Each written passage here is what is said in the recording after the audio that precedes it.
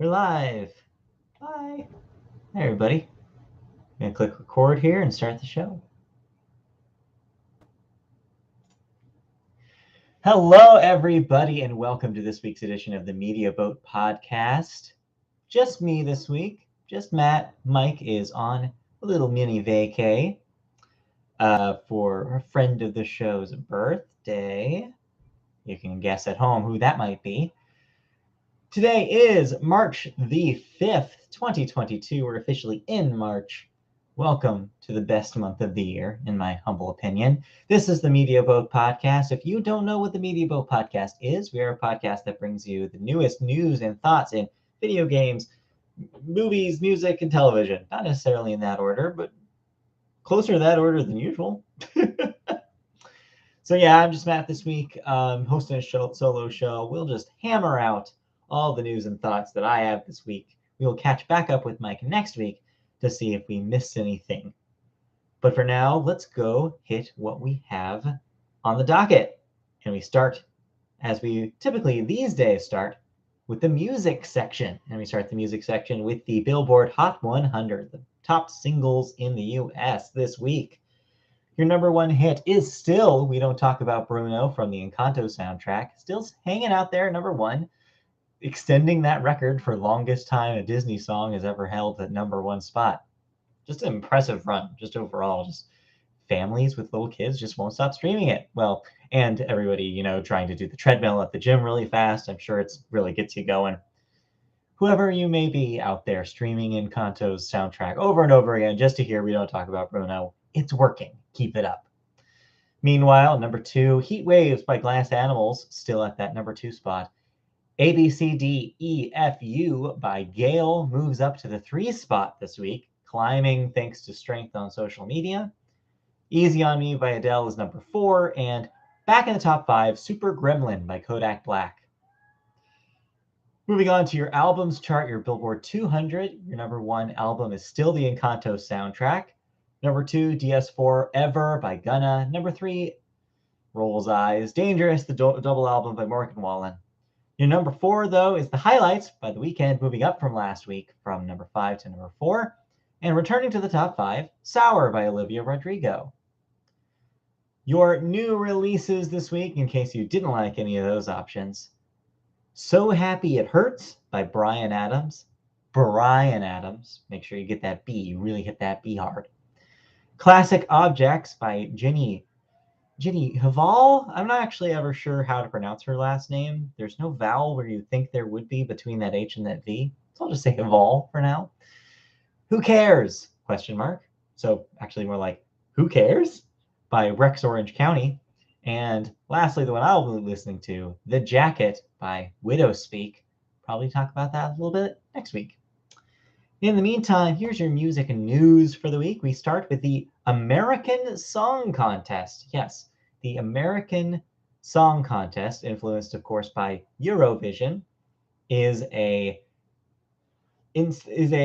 basically a competition show where they choose acts from all sorts of U.S. states and territories to compete against each other, Eurovision style, to choose one big winner.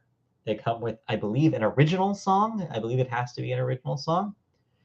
Well, up until this week, I assumed that this was going to be a purely amateur affair. I thought this was going to be like, I don't know, your local band who's hit it big, not big enough to be worldwide recognized, but hit enough to be a state favorite, I guess you could say, college favorite, moves up to this thing and to prove that they're the best in the US. So I'm a little wrong about that. Turns out that professionals, this is a semi-pro organization, as professionals are allowed to compete as well. Here's the story. As American Song Contest approaches its March 21st premiere date, the Eurovision Song Contest inspired NBC show has announced 56 artists that will compete, representing 56 US states and territories, along with a new deal with Atlantic Records to release the upcoming series' original songs. Some familiar names pop up on the stage by state list by competitors. State by state, I believe is what they mean, but it's a funny typo.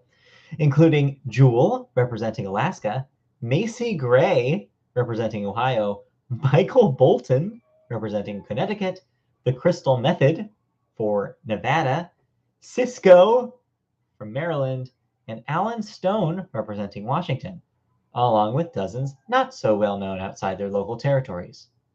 Kelly Clarkson and Snoop Dogg were recently announced as co-hosts for the show, and the first episode will air from 8 to 10 p.m. on March 21st, telecast live from the NBC Universal lot, with the finale slated for May 9th.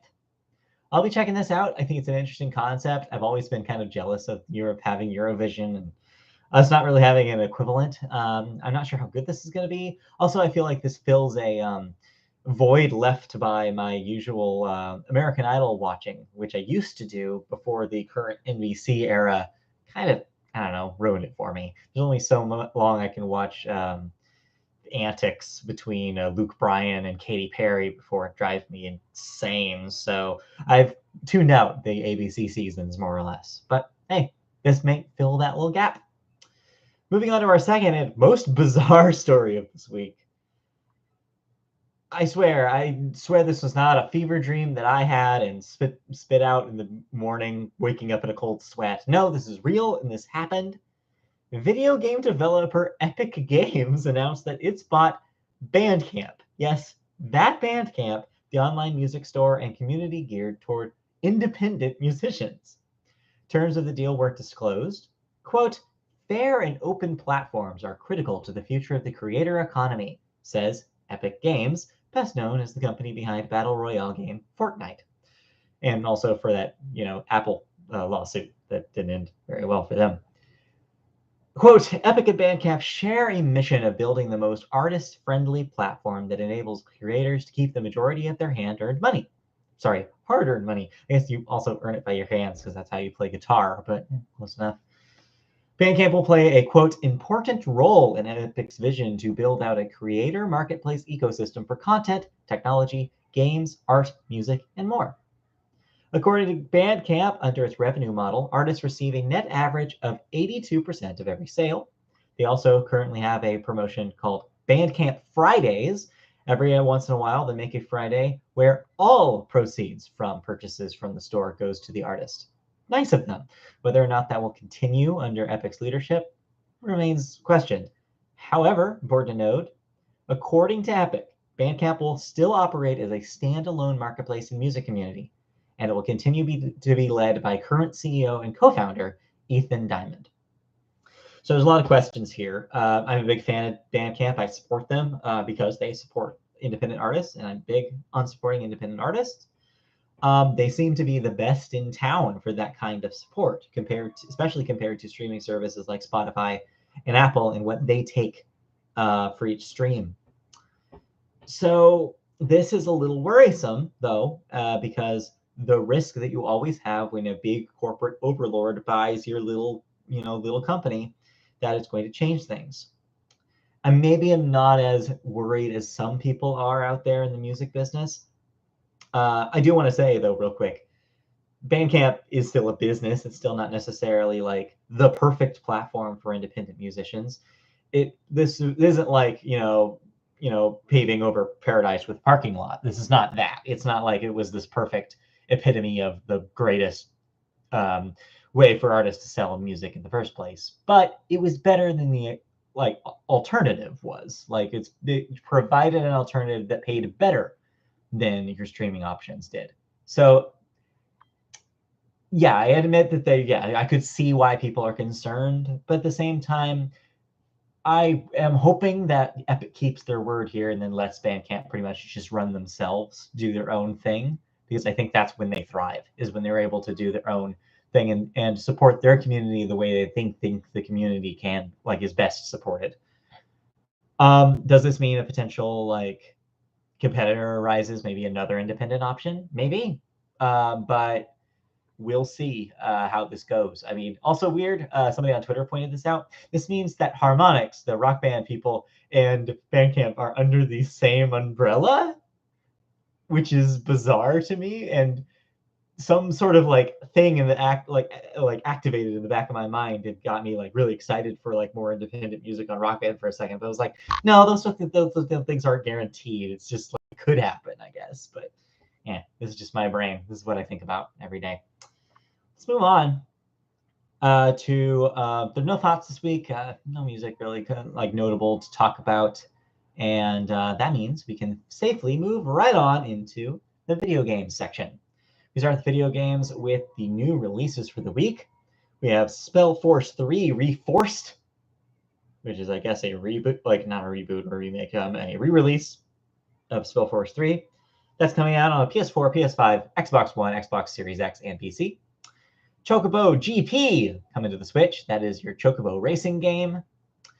WWE 2K22 this week also. PS4, PS5, Xbox One, Xbox Series X, and PC. Important to note about the WWE game, it was finished before the recent mass exodus of WWE performers. So this will still include, I should say, this will still include some of the acts that left recently the WWE. So maybe your only way to enjoy their company for the year. So I guess pick up a copy if that matters to you. All right, let's move into news. Game news this week was free flowing. So we have game bits for you, even though one I'll probably talk more about the other. And if you know the Media Book podcast, you know which one that is. First up, Twitch is apparently facing an employee exodus amid a culture clash, according to some reports. A lot of people have left over the course of the last year, including their CEO. And it seems like insider sources say that it's because of a little bit of a culture difference between people who are hired from the tech side of things and people who are hired from the community itself. So the Twitch community of streamers is very strong and very opinionated. And it looks like the Twitch leadership is not necessarily providing the creators what they need, the support that they need, in the way that they need it. And so it looks like employees of Twitch are leaving because of this disparity, because they don't feel like they're serving the community in the way that they should.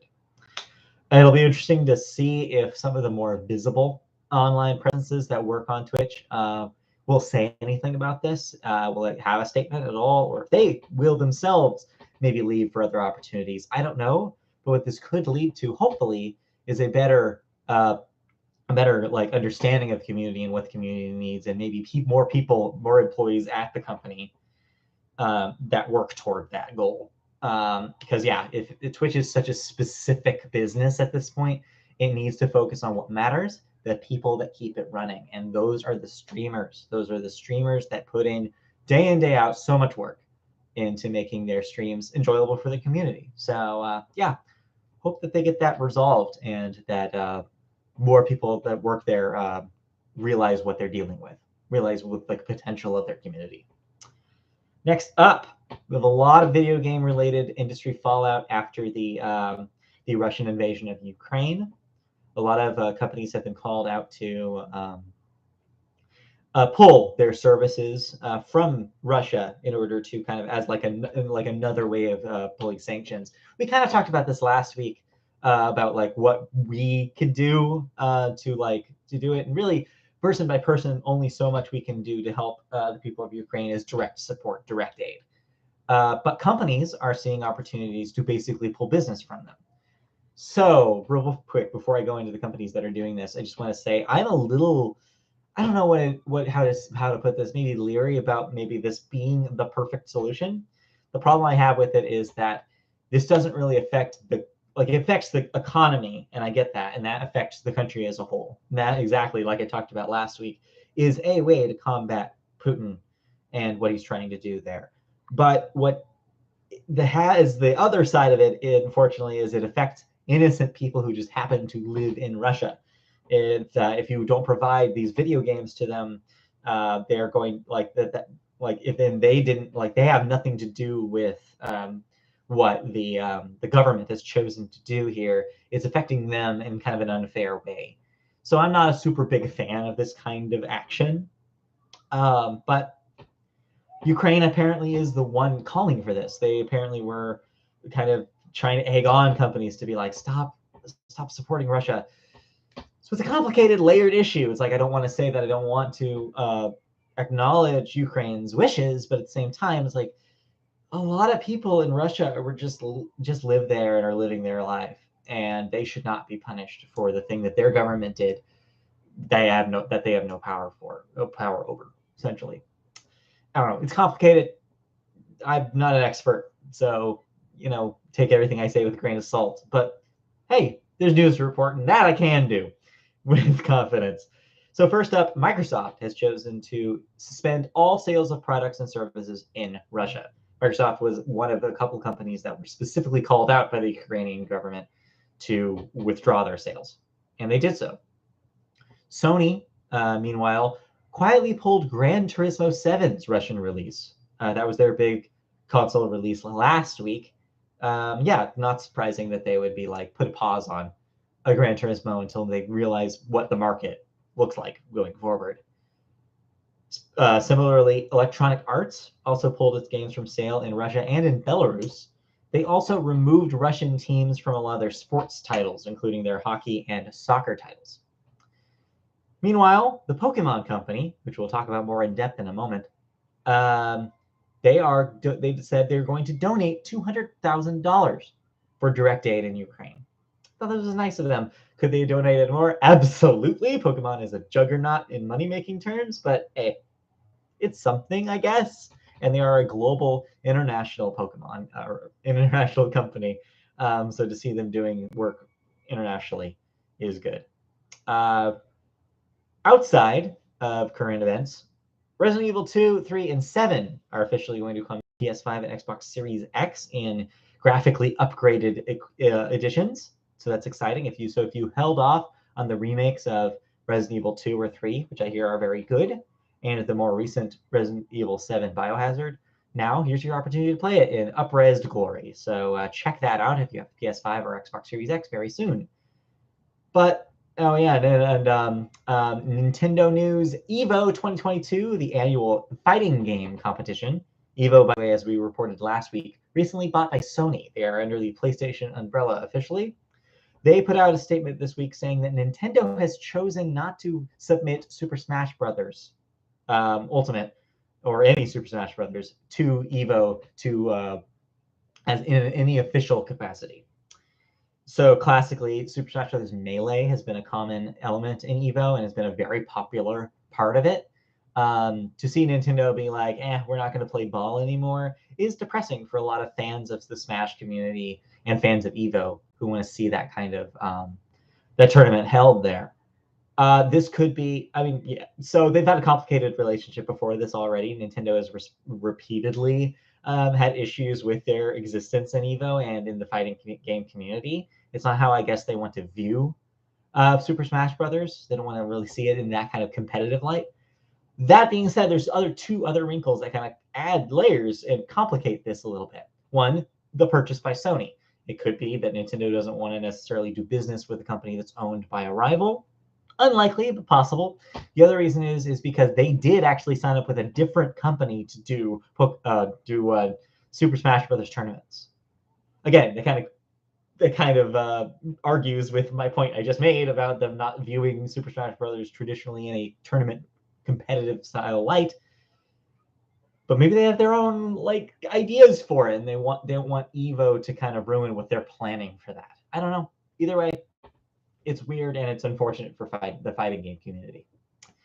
But the big news this week, at least in our circles, was Pokemon related. A Pokemon Direct happened on Pokemon Day 2022, which was February 27th. I believe it's held that day because it was the day that the first that Red and Blue originally, Red and Green, were released in Japan. So it was kind of the Pokemon anniversary day. But yeah, on Pokemon Day, they had some smaller announcements, including a few new quests for Pokemon Legends Arceus, the recently released Switch game. They had new promotions for Pokemon Cafe Remix, and that's pretty much what they focused on. I feel like I'm missing a couple things, but the biggest reveal was held to the end. It's Generation 9 time, baby! After virtually no hinting that this was going to happen, Nintendo released a statement saying that they kept PR on the low about this event because of the invasion in Ukraine. Understandable. But when they did reveal, what they did have to reveal was, yes, Generation 9 is here. Pokemon Violet and Scarlet. Scarlet and Violet versions will be the next proper generation of the Pokemon games. It appears to be an open world setting similar to Legends Arceus and the wild areas in Sword and Shield. So less of the linear town to town, route to route kind of progress, and more open world exploration. It looks like Pokemon will be seen in tall grass again, like Arceus, as opposed to the older games. We don't know a whole lot beyond that, though. It seems like the world takes place in a Iberian Peninsula / Spain type location. And we saw the reveal of the starters for the game, the three starting Pokemon. So we have Sprigatito, the grass type cat, Fuecoco, the fire type crocodile, and Quaxley, the water type duck Pokemon with the little tuft of blue hair. Seems like they're all really well liked on the internet. Usually you have one that's like everybody hates. It seems like everybody has their little factions that they've developed over the three options. I'm Team Sprigatito all the way. Grass Cat seems pretty cool to me. But the other two are pretty cute, and I like them all, more or less. So yeah, more news about Scarlet and Violet will happen at a later date. Right now, we just know that it's coming by the end of the year, which is kind of nuts. Legends and a new Pokemon generation in the same year. I don't think anybody saw that coming. Of course, there's always a chance it gets delayed, but we'll see if that happens. But yeah, it was a wild reveal. I'm excited, but with trepidation, because I'm hoping that they keep it to the classic, as I didn't really like a lot of the changes they made to Arceus. Arceus, however, was super successful and has been critically well liked. So maybe the fans at large will like if they stick to more of those innovations that they put in that game. On the other hand, I hope that they keep those series separate. I would like more traditional caching mechanics, because I don't really want to toss balls at things anymore. But hey, that might just be me. Maybe I'm just gonna be outvoted, and maybe Pokemon is different from here on out. Regardless, like I said, we'll know more about Scarlet and Violet in the coming year.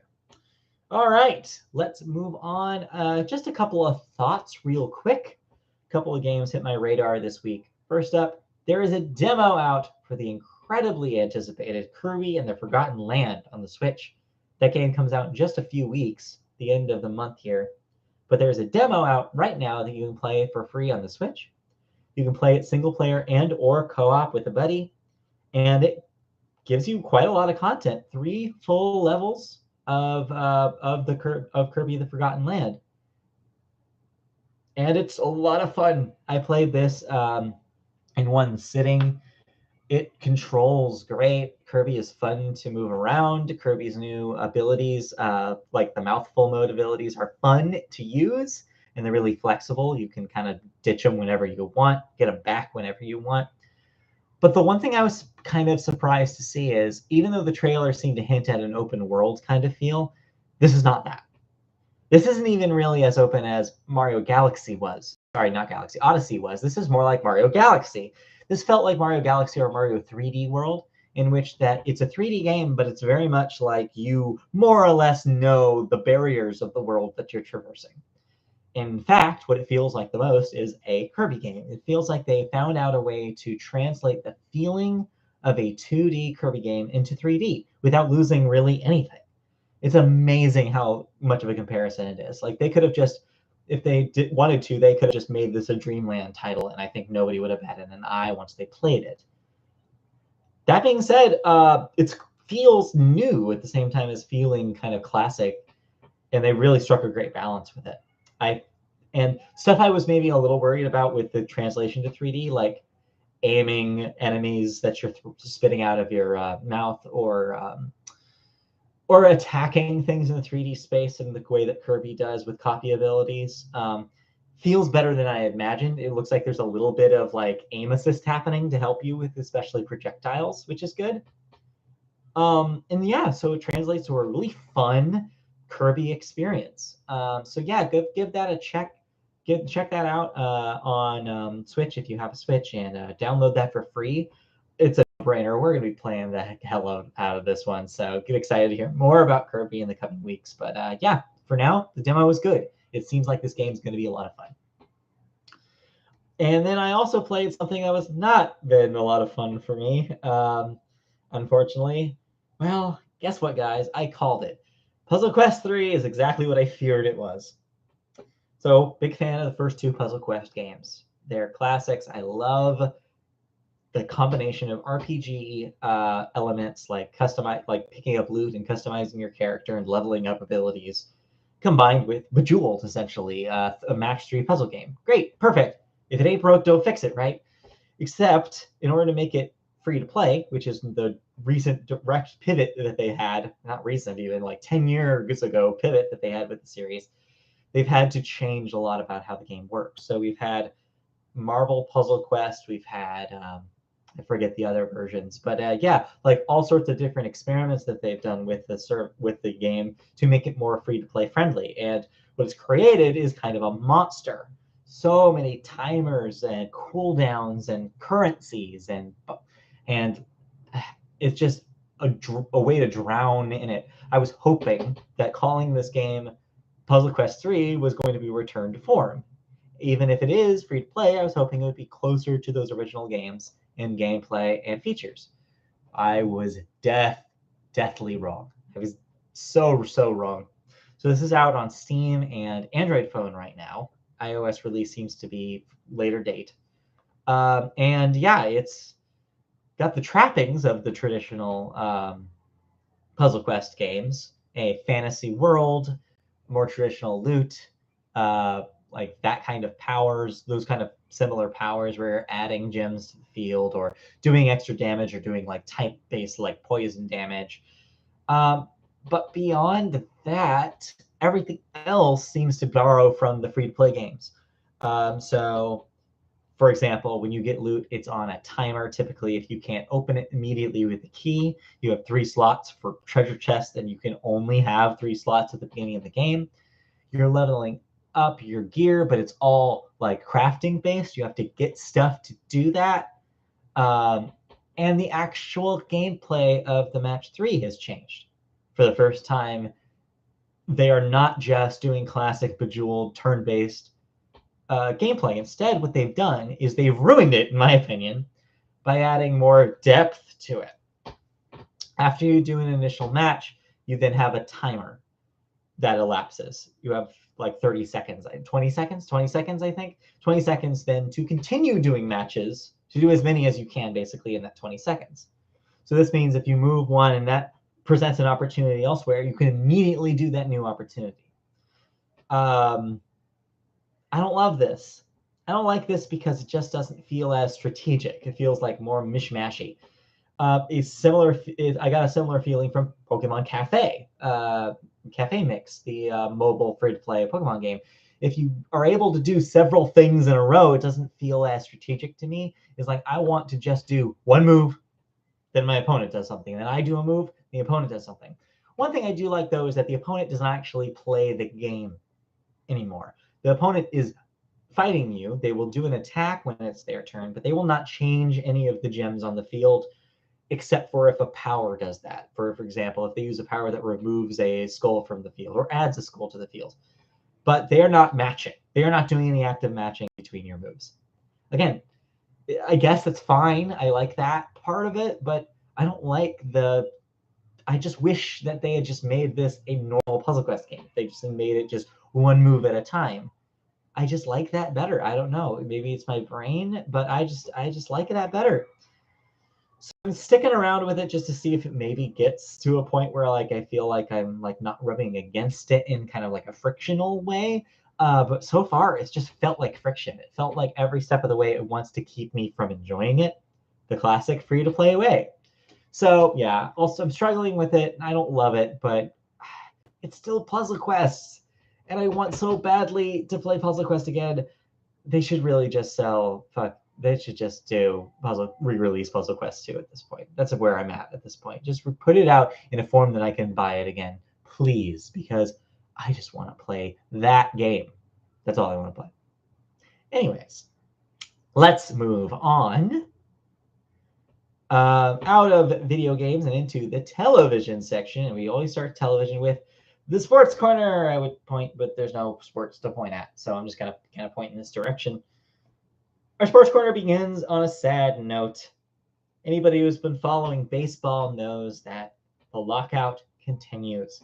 The MLB has officially canceled the first two series of the season as talks were not able to complete before the March 1st deadline. It looks like that the contention did not get resolved, and so there was no deal. And the league said if there was no deal by that date, that they would have to start canceling games. So yeah, we know spring training is kaput, gone, and we know the first week at least of games is gone. Whether or not they can continue and finalize talks this week to see if there's any movement there will remain to be seen. But it means that there will be no baseball on March 31st, and who knows when the season will start proper. Meanwhile, football over at the NFL has decided that COVID is over because they have suspended all of their COVID-19 protocols. The combine starts this week, so that means the combine and everything after it will exist without any sort of testing, any sort of requirement for vaccinations, any sort of requirements at all about COVID. I think this is too soon, and I worry about this being a dangerous thing for both the players, both new players, existing players, and for the staff. I'm very worried about this. Meanwhile, there are about 20 games remaining in the NBA season and 30 games remaining for the NHL season. So hope your favorites are doing well as we get closer and closer to those playoffs. And lastly, the IOC, FIFA, and the UEFA, three different sports organizations, have all suspended Russian teams from competition. How long this will last is anyone's guess. At least for now, they are persona non grata, and nobody wants to do business with them. As I mentioned in video games, this will have far-reaching consequences in all sorts of places. Sports is one of them. This is a little bit easier for me to swallow, I understand, because since competition is not necessarily directly related to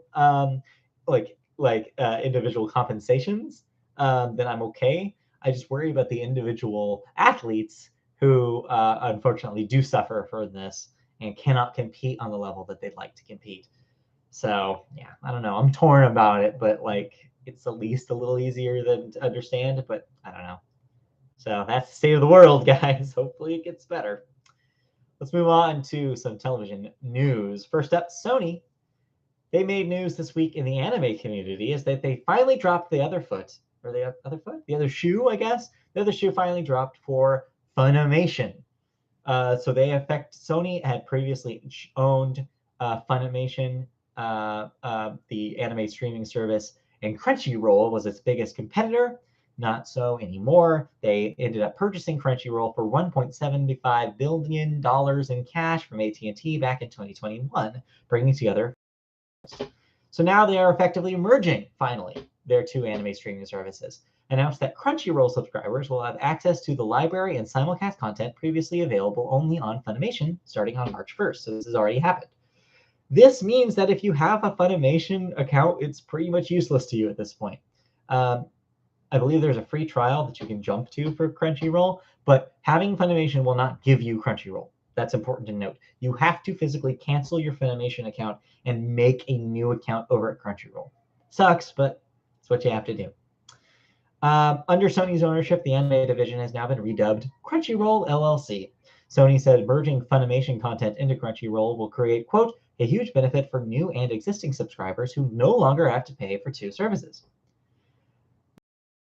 Sony Pictures TV has sealed a $350 million deal to acquire Industrial Media, a major non-fiction TV production company whose portfolio includes 90 Day Fiancé, So You Think You Can Dance, and American Idol, to name just a few.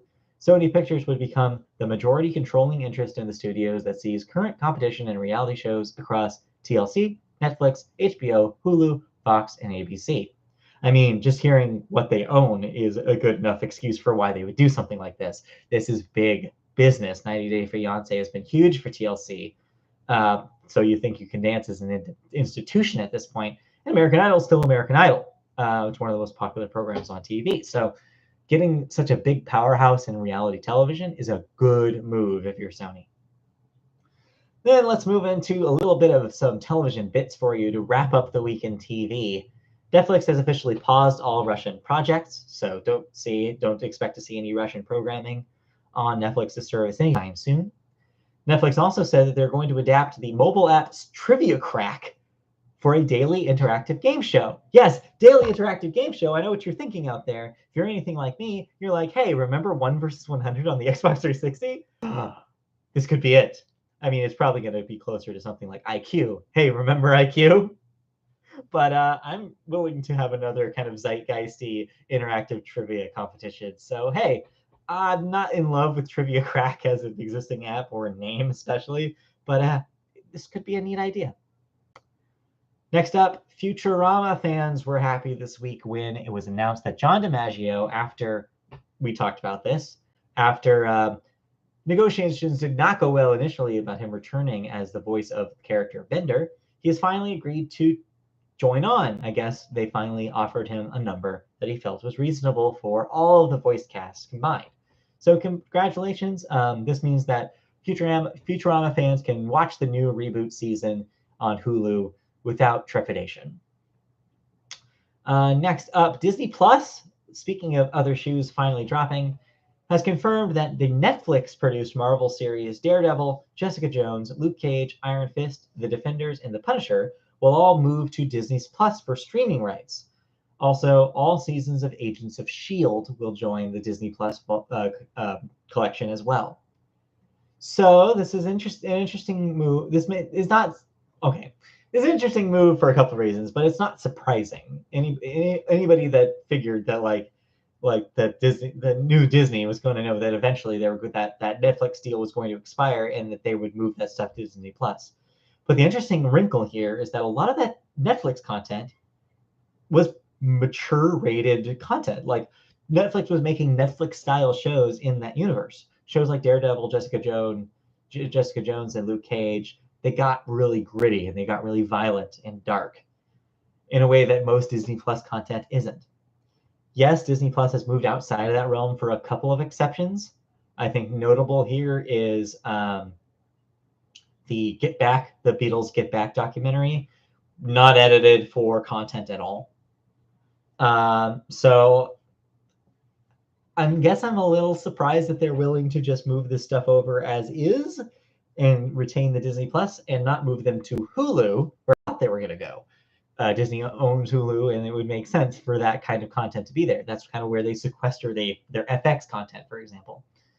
But I don't know. I guess Disney felt like because of the Marvel connection, all they really need to do is probably slap on like a warning at the beginning, and then maybe introduce some some family age gating content in their settings. But I don't know. It's an interesting move, but I guess it's not super surprising. All right, we'll skip TV thoughts this week because, as everybody knows, it was the finale of the After Party on Apple TV Plus this week. We would love to talk about that more, but I will wait until we're in the same room because I'm sure Mike has thoughts. So we will put pause on that till next time.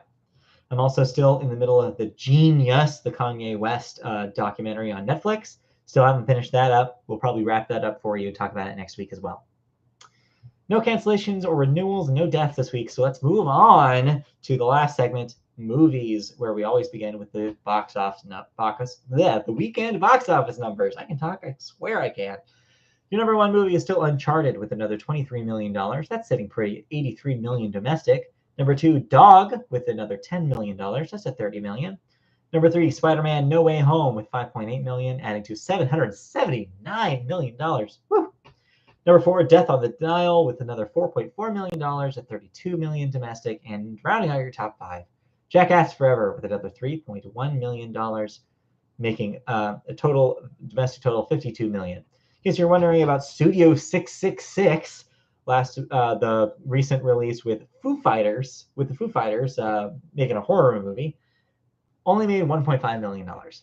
So nobody really knew that it existed, but hey, it'll probably have a second life on streaming and video. This week, though, everybody is excited for the newest release, The Batman. Robert Pattinson is finally here. So I'm sure if you care about that, you probably already saw it. So congratulations to you. All right, let's move on to some movie news. Your first story takes us to a familiar subject of ours, AMC Theaters. CEO Adam Aaron dropped a bombshell this week by announcing that the tickets to The Batman will be slightly higher than the prices for other movies playing at the same theaters at the same time.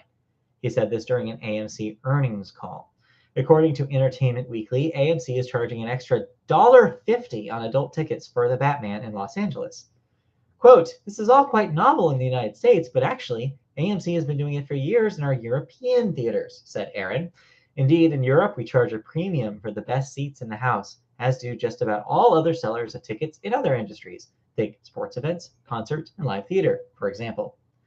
He's not wrong. That is the norm when it comes to theater and sports. You definitely pay higher prices, you charge higher prices for bigger gamed events. But movies were pure, man. I actually don't care that much. I mean, if the business wants to do this, they know that the people are going to pay it. People are going to pay whatever they want to see the Batman on day one. Am I worried? Yes, that this is taking advantage of certain customers. Absolutely, yes, it is. But same time, they're going to do it. I feel like this is going to be the new normal. This is just the beginning of this changing. I think it's a miracle that it's lasted this long this way. But what are you going to do? So yeah, this sucks in a way, but also the movie business is going to be the movie business, and AMC is probably holding on to any opportunity they have right now to make more money than they have been before in this pandemic. So, oh well.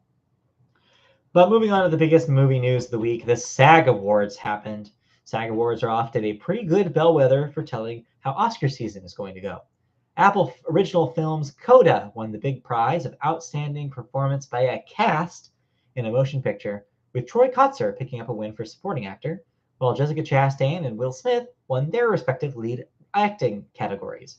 Ariana DeBose made history with winning the Supporting Actress category as the first openly gay woman to win that category for West Side Story. On the TV side, there was no shocker that Ted Lasso and Succession won Outstanding Performance by an Ensemble in Comedy and Drama, respectively. Also, Gene Smart of Hacks, Jason Sudeikis from Ted Lasso, Kate Winslet of Mayor of Easttown, and Michael Keaton for Dope Sick won their respective acting categories. The big winner was Squid Game, taking home Stunt Ensemble, and both lead acting categories for Jung Ho Hyun and Lee Jung Jae. So congratulations to all those winners. Whether or not this will actually push Coda towards a Best Picture nomination is questionable. I don't think not nomination. Win is questionable. I don't think it has that kind of drive to it, but I've been shocked before. So who knows what this means for the Oscars, but it definitely isn't going the way I thought it was going to go. Then speaking of Oscars, one last thing to wrap up the show today. I'm continuing my Oscar catch-up, trying to watch more movies that are nominated for Best Picture. And this week just so happened that West Side Story was finally streaming on Disney+. I watched that last night. I had a great time with it. I think if you're going into it expecting a modern version of the existing 1960 version of the film version of the musical, film version of the musical, then I think there may be some potential disappointment, and it's not exactly an adaptation of that. Instead, it's a reimagining, I would say, of the musical. And I liked a lot of the changes that they make. I think Spielberg shot it in a very interesting, compelling way. I think there's a lot of great cinematography here. I think that some of the choices they made to slightly adjust the story and or characters were good. But as a visual spectacle and musical, I still think that the original movie bests it. But I like both of them for different reasons, and I like that a lot of what this one did. So if you're expecting big, bombastic, feel-good musical, this may not be up your alley. This is more gritty. This is more realistic take on the same idea. But the choreography and music is still great. The one takeaway I would say is the music here is still the reason to see this. It's still as great as it's always been. One of the best musicals of all time for a reason, and even this new version doesn't remove that from being the case. So yeah, I enjoyed West Side Story probably more than friend of the show Christy did, but But yeah, I think it's a good retelling of that story in a new way that really surprised me in some ways. So cool, good movie, good is what I'm saying. And hey, maybe Spielberg does have a chance at that Best Director because I was really impressed with what he was able to pull off here. All right, that will do it. That will wrap it up for movies, and then we'll wrap it up for this week's edition of the Media Boat Podcast.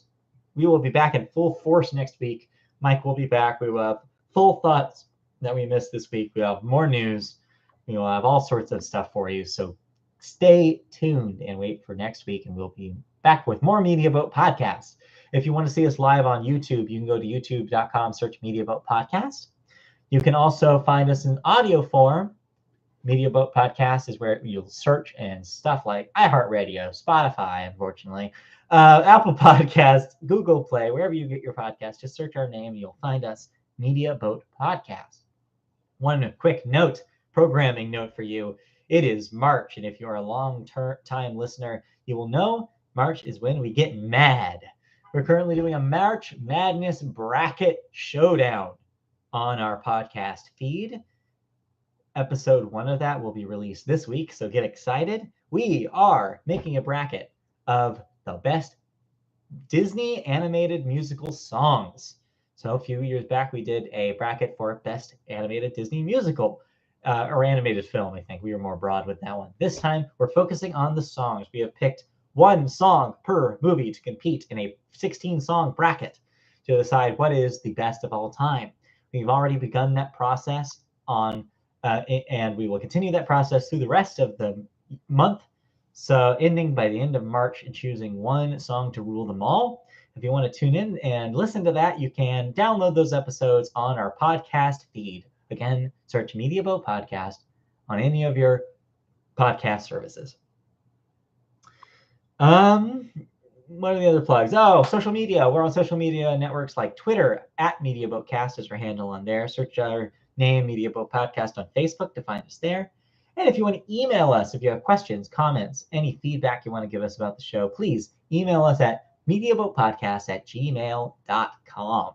If you email us there, we might read your question on the air. So drop a line, say hi. All right, that'll be it for this week. We'll be back next week. See you next time. Bye-bye. Bye.